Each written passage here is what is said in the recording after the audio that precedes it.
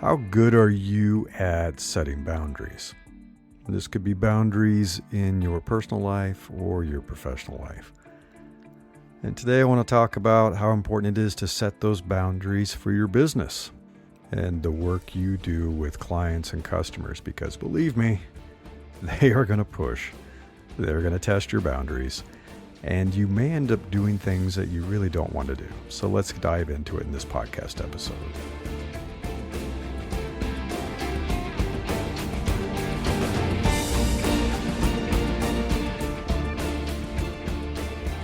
I'm Larry Cornett, and this is Invincible Solopreneurs. Why didn't you answer my emails this weekend? That was a message I received from one of my new clients. And this person had clearly already forgotten some of the ground rules I had established before we started working together. For example, I don't work for free. You might think that's obvious, but you'd be surprised by how often clients or customers want you to work for free, to do a little extra work or to squeeze something in, or, could you just take a look at this? And it's all working for free. And I've done it, but I no longer work for free. I also don't work over the weekend. Now, my schedule is really flexible. I haven't had a corporate job since 2010. I've been running businesses, my own businesses, since then.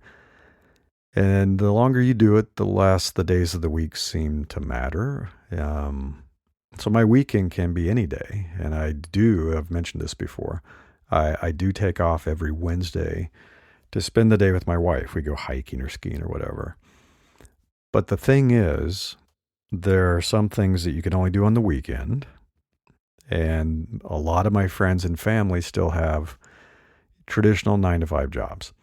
So they're only available on the weekend. If I want to hang out with them, I want to do something, I want to go see a concert, I want to go hang out at some event downtown, it's the weekend. So I've decided I don't work over the weekend. I also don't do calls super early in the morning or really late at night. I am a morning person, but I like to have a slow start to my morning with coffee and journaling and planning my day. I don't want to jump on a call at 6 a.m.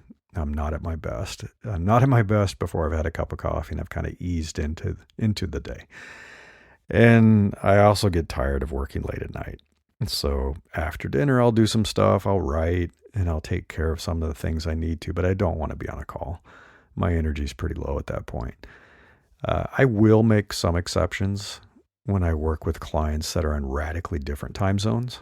And I have some friends in different time zones, like people I meet with in Australia, someone I work with in Amsterdam. I've worked with a lot of people all over Europe and Asia. So yeah, it's got to be a little bit different. But if it's somebody in the US where the majority of my clients are, it's like I want to schedule that when it makes sense for me, when I'm high energy. I'm also not available for texting or messaging 24/7. I'll talk about that in a little bit, how that went sideways once. Another ground rule is I do take time off for vacations. Imagine that, I take vacations. I didn't always do that, but I do now. I take time off for holidays. I kind of shut down at the end of the year. I love the winter holidays. It means a lot to me. It always has. So I like to kind of slow things down and not work a lot between Thanksgiving and New Year's. I take off a day for everyone's birthday in my family. We've done this forever. So we spend the day together and we do whatever they want to do. It's usually a hike. We're going somewhere, and then we'll have lunch, we'll have dinner, and we just celebrate the whole day. So I'm not available on their birthdays or my birthday. And there are other special occasions that come up. And then a final rule, there's others, but this is the final one I want to talk about. It's like I'm not available for panicky last minute calls.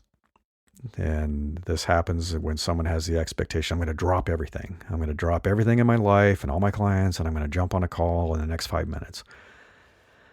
I don't like that. I don't like when someone else's stress and panic becomes my stress and panic, and I have to like completely disrupt my schedule and my life to do that. If I wanted that, I would be a police officer or a firefighter or be in the military, and I've done a lot of those things actually. I had enough of that to last me a lifetime. I dealt with a lot of last minute panic and emergencies constantly. I don't need that in my life anymore. And do you know why? Guess why I don't want to do these things and I have established these rules? Because I did all of that as an employee.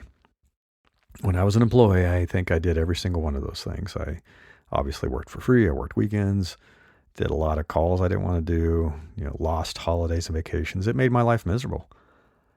Being an employee wasn't for me. I did it for, I don't know. At least 2 decades in my primary tech career, and clearly I had jobs before that. And I wasn't happy. I'm the kind of person that really wants to work for themselves. I don't like bosses. I don't like being told what to do. And that's why I'm a solopreneur. And I've been that way since 2010. And that's why I encourage it for you. I know some of you listening to this are like me. You do not like having a boss. You do not like being told what to do. You don't like sacrificing the good moments in your life for an urgent thing for an employer that ends up being not important. And I missed a lot of stuff. I missed weekends with my children a lot. I can think of kind of an 8-year stretch when I was in a couple of jobs in a couple of companies that everything was urgent, everything was important. And I missed weekends with my kids. I missed soccer games. I got called away from soccer games. I rarely had dinner with my family because I worked late all the time. And then I had a 1 to 2 hour commute home. I didn't take vacations. I didn't take a vacation for 8 years once. That's not good. That's not healthy. It didn't feel safe. I didn't feel like I could take a vacation. I watched people who took vacations lose their jobs because they didn't respond to a pager call. Or back then we had pagers, right? So they had a page and they didn't respond. They were out of service, and guess what? They end up losing their job when they got back. I watched people who took vacations and tried to have a good work-life balance never get promoted. They're like, you're not dedicated to the company. You don't care enough. You don't want it badly enough. So you're not going to get promoted. So I ended up working myself almost to death, right? I damaged my physical health. I was overweight. I had never exercised. I never made time for it. My blood pressure was bad. My cholesterol was bad, all that stuff. My emotional health wasn't good. I was depressed, full of stress. My mental health wasn't good. Wasn't good. So when I got the chance to step away from that and to design my business, I sure as hell wasn't going to replicate that misery. I wasn't going to try to have all of that happen again now instead of with my boss and my coworkers, with my clients or my customers. You shouldn't either. You should not replicate things that make you miserable at work. As an employee, if you're still an employee, or you've been an employee, I think all of us have been at some point, you have to put up with a lot of crap. You have to put up with a lot of crap if you want to get promoted, you want to keep your boss happy, you want to keep your job. Right now in the US, and this is, August 2025, it's definitely an employer's market, and they know it. They are mistreating people. They're demanding a return to office. They're demanding that people relocate and disrupt their lives and move to another state if they want to keep their job. They want them to work long hours. They want them to do all kinds of extra stuff. And they're like, hey, if you're not happy, just quit. There's plenty of people we could hire because tens of thousands of people have been laid off in the last few months. The numbers are crazy, especially in tech, which is what the industry I used to be in. Tons of layoffs, lots of layoffs. And when you create your first business, if you're new to this, it's easy to overlook setting healthy boundaries because you may not have been allowed to do much of that as an employee, even if you establish some limits. There's no way you could set all the boundaries that you wanted unless you were the number one rock star that they just dreamed of keeping happy. I'm sure there were things that you wish you didn't have to do that you still had to do. I'm sure there were boundaries you wished you could set that you just could not. And so if you aren't used to setting boundaries or not setting everything you should, you may end up on a slippery slope of your clients, your customers pushing your boundaries, testing your boundaries inch by inch by inch. And I don't know, I wouldn't say this happens directly or maliciously or intentionally. I think it's just kind of human nature. I think it's human nature for some people, not everybody, to ask for a little more, to push a little harder. And it usually starts really slowly. There's going to be a late call here, stay on the call for an extra 15 minutes there, do some extra free work, for me, check this document out for me, or can you review this before the meeting, which is extra work that's not being paid. And before you know it, you've let things go too far. You let it go too far, and you wake up one day and you find yourself feeling pretty miserable running a business that was supposed to set you free. I've definitely experienced that. I didn't set good boundaries in the early days of this coaching business. I've been doing this since 2016. I had clients that wanted me to be available 24/7, and they would text me late at night and be upset if I didn't respond. I had people messaging me and texting me over the weekend. I remember a text exchange on a Saturday night at 10 p.m. watching a movie with my family, and this person was really upset that I wasn't responding quickly. And like, how did I get into this mess? This should not be what's happening. So I definitely went through it, and I'd say I learned along the way the new boundaries that I needed to establish based on these experiences. And I sat down and thought through it all. And I'm going to share a framework with you in a few minutes. But I thought through it all, and I said, okay, what else could go wrong? What other boundaries should I have? What am I not seeing? What do other people do? Asking around with my other friends who do coaching and consulting. And you should have a nice inner circle of advisors who can help you with some of this stuff. They've been down the road. They've learned. They're going to tell you, oh boy, watch out for this. If you don't write this into your contract, you're going to end up being pretty unhappy later, right? And you'll get some ideas of things that you want to do right away, and some you'll discover as you work with more clients, and that happens. I've had a friend who, they've been consulting probably for 25 years now, a long time. And things were pretty good in the early days, but then with everything that's been happening, slowly but surely, they found themselves back in the situation they were in as an employee, commuting to an office, working every day in an office, putting in long hours. And they're like, how did I end up replicating what I did not enjoy as an employee with none of the perks of an employee? They don't have stock options. They don't have health care. They don't have retirement accounts. They don't have any of that stuff. And so they're having all the bad stuff, the commute and the long hours and working in a noisy office with none of the benefits. And it happened. It kind of crept up on them slowly. So think about the ones that you want, and then you'll discover more as you start working with more customers and more clients. And that's okay. It's going to happen. You're going to get surprised. So just document it and add the additional guidelines to future contracts. It is really important to put things like this into your contract, and have everybody sign off on it. And I'll share a document that you can access and kind of copy it over and use it yourself, this is at newsletter.invinciblesolopreneurs.com. Issue 149, I don't work weekends. Here's why.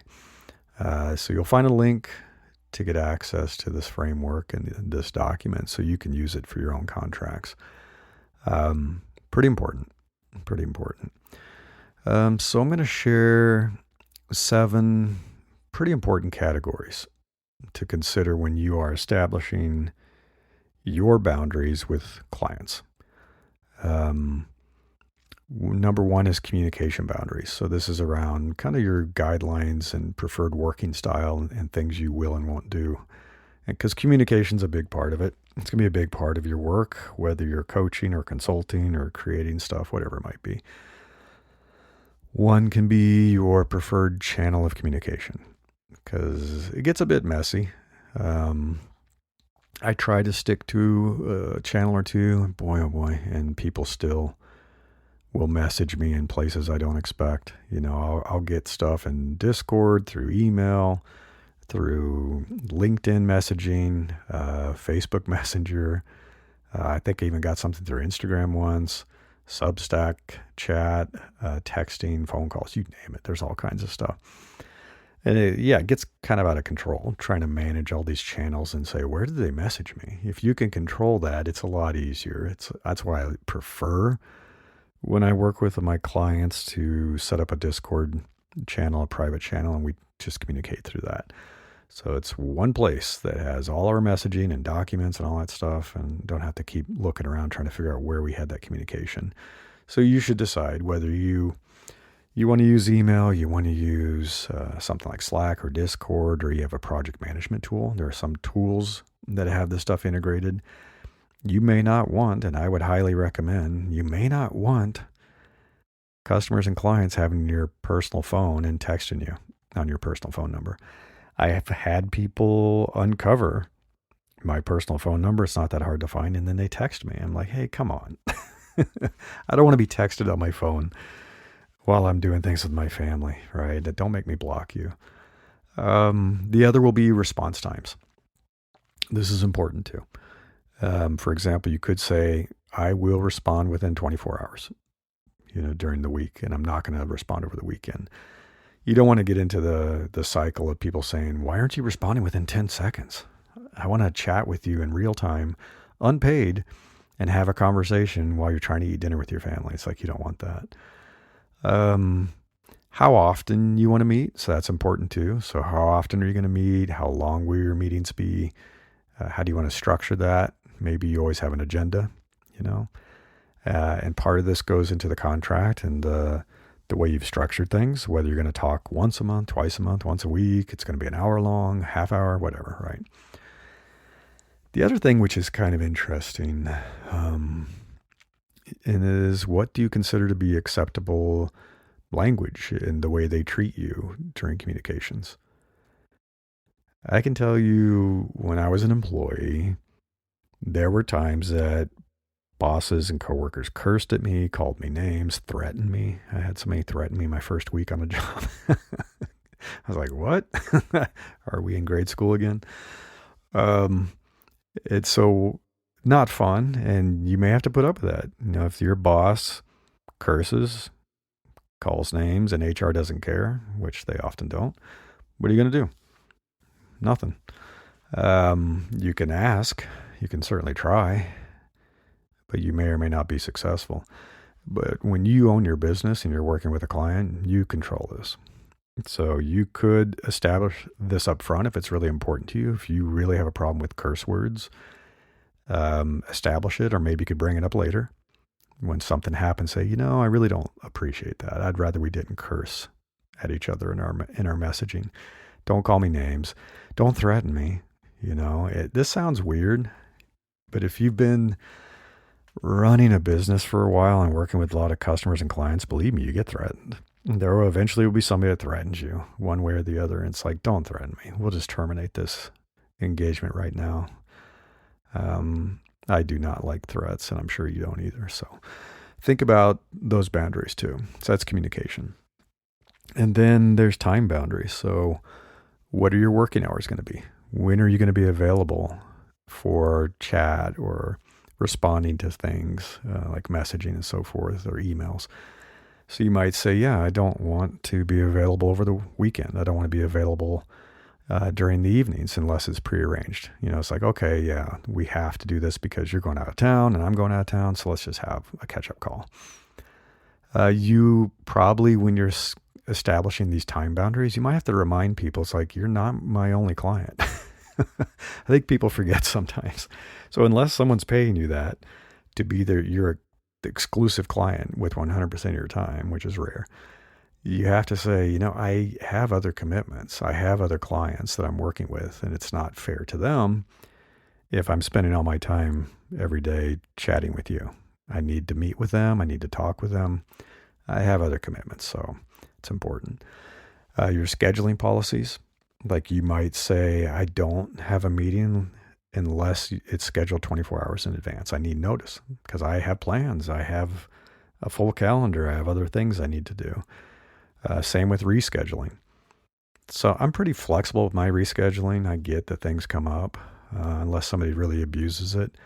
Some people are not. And I can tell you that some people are like, hey, if you don't reschedule with 24-hour notice, or you reschedule last minute, you pay for that session. And now you're going to pay for another session because it kind of messes up your calendar. That time that you dedicated to this person is locked up and someone else couldn't book it.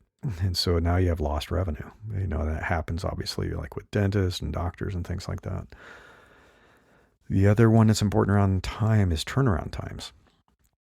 Like, how quickly do you want to deliver things or give feedback or make revisions, make changes? Some people are going to expect you to do it like quickly. Can you do this and make the update in 2 hours? It's like, we have a meeting. It's like, hey, your urgency isn't my emergency. That's not going to happen. And so you have to think about, based on your business and what you do, what is reasonable for you to deliver things and to give feedback and to make changes. Put it in the contract because people will push on that and they'll try to get it more quickly. Number 3 is financial boundaries. So that's going to be things like payment terms. You may want an upfront payment or deposit. You may have a policy around how quickly you get paid after invoicing, things like that. Issues around refunds, cancellations, like what's refundable, what's not. It's kind of bad when people purchase a digital good that they can easily copy and use and then say, oh, can I get a refund? I'm not going to use this. Yeah, there's a reason that a lot of people don't give refunds on digital goods. Scope creep. So I talked a little bit about this, but that's a financial boundary where people want extra work, for free. Or can you just go ahead and make another version of this? Or could you make it in blue? Can you add some more documentation? And they're trying to squeeze it in, but it's like, hey, that's going to be another fee. Maybe we need a new agreement. That scope creep stuff takes money out of your pocket. Number 4 is the scope of work. So your boundaries around that. So that's kind of important. And that happens a lot when you get a contract, especially if you have contracts with corporations. What are the deliverables? What are the outcomes? What's your responsibility? What's their responsibility? That's important. I see people sometimes get into a mess where they are on the hook for something and they need something from the client or from an employee of the company, and they're not getting it. And they're supposed to still deliver, but they don't have what they needed from the employee. So you have to be clear about what everybody's responsibilities are. Talk about what's not included. So that's important too. Like, I'm going to do this and this and this, but I am not doing this. I remember in the old days when I used to do design work, we would do a design and they're like, oh, we want localized versions too. Like, we want 10 different versions. So we have French and Spanish and Chinese. And it's like, wait. We did not agree to that. So be clear about what you are delivering and what you're not delivering. So there aren't any assumptions where they're like, oh, I thought you'd deliver a full icon suite. And it's like, no, I'm not doing that. Scope around revisions and changes, like how many revisions? Because that can become an endless thing. In the early days of my very first business where I did design work, I got stuck in this cycle of, oh, make a change to this. Oh, can you make one more change? And it was like dozens of revisions. And I'm like, I really need to limit this. where there's like 3 revisions, and after that, then you get billed for additional revisions. Having a process for that's important. Number 5, professional boundaries. So the type of work that you do, and importantly, what you don't do. So there's probably going to be things that you enjoy doing and you're really good at doing, and that's what you want to offer. Make it clear, and make it clear what you don't do, because that's important too. Role clarity is important. So like, what is your role in this working relationship versus what it's not? I have to be clear with people that I'm a coach. I'm a consultant. I'm an advisor. I am not a therapist. I legally can't call myself a therapist. I'm not a therapist. I'm not a counselor. I'm not a psychiatrist. I have a degree in psychology. I do have a PhD in psychology, but I am not a licensed psychiatrist. So we need to be clear about that. And I've had that issue with clients. So you'd be surprised how often life coaching and business coaching and career coaching goes into very personal territory. And sometimes there's a line where that's okay. And then there's a line beyond that where it's like, hey, I can't be your psychiatrist. And I will tell them you need to hire a psychiatrist. Decision ownership, it's like, hey, I am not responsible for what happens after I deliver you my deliverable. This used to happen a lot also. I was a designer, but I wasn't an engineer. I didn't write the code. I didn't launch it. I didn't market it. I didn't do the advertising. And so I did not want to be held accountable for the outcomes, because I could design something that was amazing, but then engineering wasn't able to actually code it exactly that way. They had to cut some corners. They left out some features. Maybe they launched everything and the marketing team didn't market it. There was no advertising. So like, why didn't this have good results? So you want to make sure that it's very clear what you're delivering and what you don't deliver and what you're not responsible for. And then this is kind of the same, tying back into that communication thing, but having mutual respect. So what's respectful language, kind of the interaction, the way you're going to collaborate, the way you're going to behave with each other, all that kind of stuff. Having professional behavior is very important. 6, personal energy, kind of your emotional boundaries. And this ties back into some of the time stuff I was saying that I have accessibility limits. I don't provide 24/7 access. That is not what I'm here for. Now, I'm not on call 24/7, right? I'm not an ambulance. I'm not a firefighter. I'm not your doctor. So that's not what I'm going to do. Crisis limitations. Like, there's only so many times you can tell me, it's an emergency, I really have to talk to you. It's an emergency, I really have to talk to you. It's like, hey, if this is going to keep happening, then we need to change how we're working together. Or if you're having a true crisis, maybe you need to talk to someone, and it's not me. So I'm going to refer you to someone. Kind of protecting your emotional space, keeping the sessions focused on what you're doing. Not going beyond the professional context. And that can happen. There can be inappropriate behavior. There could be inappropriate things that are shared. And I've heard of this from other people where sometimes a client will ask them out on a date. It's like, okay, inappropriate. Or someone's aggressive or whatever it might be. It's like there are boundaries where you have to protect yourself a bit, your emotions and your energy, and know when things are okay and when things are not. And then 7, kind of the final one, your legal and ethical boundaries. There are legal boundaries. You want to protect yourself. Like I said, I have to tell people I'm not a therapist. I'm not a counselor. I'm not a psychiatrist. That's a legal boundary. Don't call me that. Don't refer to me as that. Don't expect that. I can't do that. I can't do it because I'm not trained to do it, and I can't do it legally. And so you want to avoid that, avoid illegal acts or gray areas that kind of walk the line. And that happens. Even as an employee, I'm sure you've had some things come up where you're like, that doesn't seem like that's really legal. Or you're starting to do something that's kind of questionable.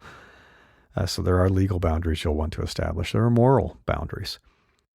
I don't like to work for companies that provide gambling. I was approached by a company to get hired as an employee, and I was like, it was a gambling platform. It's like, yeah, I know people with gambling addiction. I've seen how it ruins lives. I do not want to work on a gambling platform or work on gambling software. It's not my thing. So some people won't do that. They won't work on gambling. They won't work for companies that are involved in drugs, whether it's legal now or not. They just don't want to, or alcohol. I know somebody who doesn't want to work for companies that do weapons manufacturing. They don't like that idea of working on something that actually is going to end up hurting or killing people. That's a moral boundary for them. There are people who won't work for a company that they could find out it's contributed to the Republican Party. I know that. I know people like that. Or companies that discriminate against people. I think that's a pretty good moral boundary. So think about what yours are. Confidentiality agreements are important. So it's important in both directions. If you're going to be working with someone, especially if you're doing, coaching, consulting, or doing sensitive kind of work, they're going to share stuff that you have to keep confidential, and you're going to share stuff because sometimes you'll say, this happened to me, and here's what happened. Here's how I dealt with it. You want that to be confidential. You don't want that to get out into the open. So that's important. Conflict of interest is important. I don't want to work with somebody who's actually going to take how I coach them and go give it to my direct competitor and say, hey, he really had a cool coaching thing he did, this technique, this document, this work, this homework. I'm going to give it to you and you could use it too. It's like, that'd be cool if we used it. No, not cool. And there are people that when they're consulting don't and shouldn't be working for two companies that are competitors, right? So when I was working with Yahoo, I obviously shouldn't be doing consulting with Google. They're both in search. They compete with each other. So you probably have a conflict of interest policy that you're going to want. And then finally, kind of related to some of that is the use of the materials, right? Who's going to own the intellectual property, the documents, if you have recordings, if you have videos, you have all kinds of stuff, right? So who owns it? Especially if you're doing consulting like I used to do, I had to sign over my intellectual property to the company. I designed stuff and they owned it. And I expected that. That was expected. But that'd be different if I was licensing something to them. So if I was going to license some kind of art to them, or if I was going to write software and grant them a license, they surely should not copy that and take it. And that happens. We're seeing a lot of that with AI right now. A lot of intellectual property is being stomped all over, and people are pretty upset about it. All right, I know that was a quick pass through those 7 categories of boundaries that you should consider when you're starting to work with a client. And if you want to talk more about that with me, I've been doing this for a long time. I started doing consulting back in 96. Yeah, way back, I think 96, 97. And I've been doing it off and on. I've been doing this full time, as I said, since 2010. Happy to talk more with you about your specific business and the kind of boundaries that you might want to establish. You can schedule a free call with me. So if you go to newsletter.invinciblesolopreneurs.com, this is I Don't Work Weekends. Here's why, issue 149. And I have a link to schedule a free call with me.